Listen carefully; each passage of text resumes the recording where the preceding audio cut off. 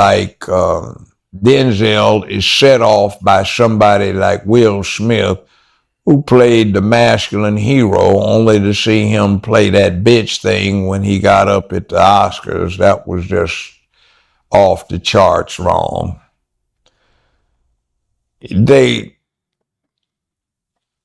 Who are they giving us as heroes to emulate?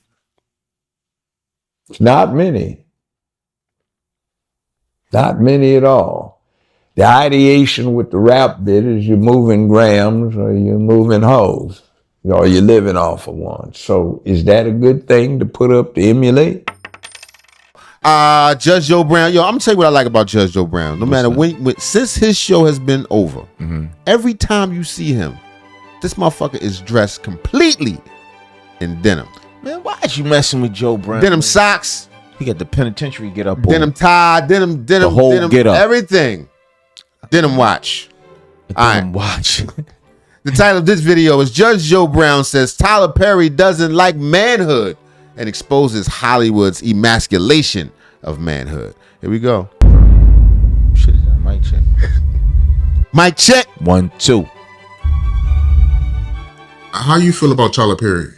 He strikes me as somebody that does not like manhood. It strikes me as somebody who don't like manhood. He got a rodeo belt on. First off, he doesn't get paid what his white counterparts get paid for doing essentially the same thing. He, along with some other people, pervade what I call mind crack. The crack dealer, if he's hardworking, enterprising, can make a lot of money, but it's still crack.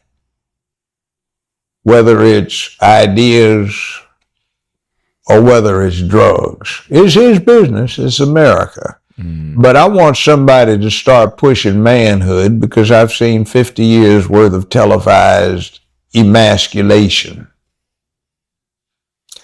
I'm glad we have the Equalizer. I'm glad, but he's unfortunately dead now. Got the concierge in the John Wick's series with the Continental Hotel, the brother with the shaved head. I'm glad we have those things. I'm not glad when somebody said what? The Equalizer is Queen Latifah. That's what you talking about? No, they switched it. The Equalizer just turned to Queen Latifah. The Equalizer was Denzel. Oh, you talking about that? Yeah, no, I think actually it stemmed from a TV show back. In the I 80s. remember that British dude. The older British dude. Yeah. Young dudes in sneakers running down the alley. He walk and catch him. Walk with the goddamn trench coat. Right, he keep a shotty up under that shit. Right. He was original Equalizer. Pardon me. Okay, right. Then Queen Latifah. How dare you? Head move one of those. Right. One of those English show. Bloody. Nah, but I understand what he's saying about bringing back masculinity, man.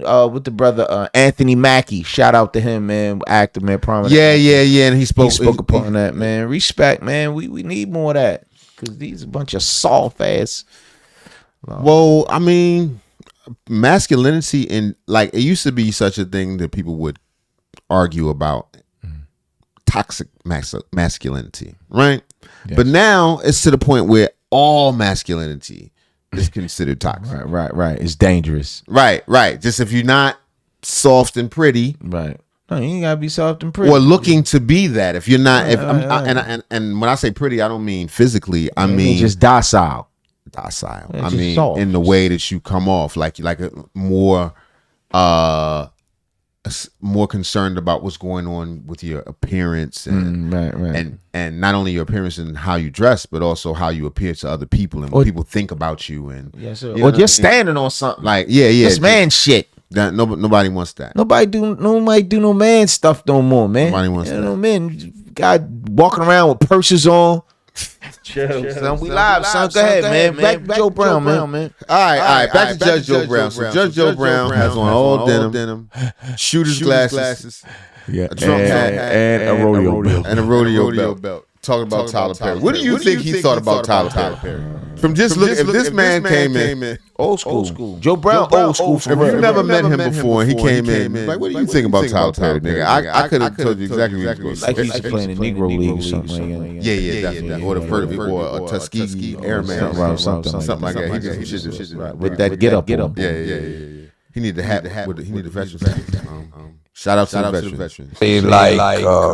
Denzel is set off by somebody like Will Smith, who played the masculine hero, only to see him play that bitch thing when he got up at the Oscars. That was just off the charts wrong.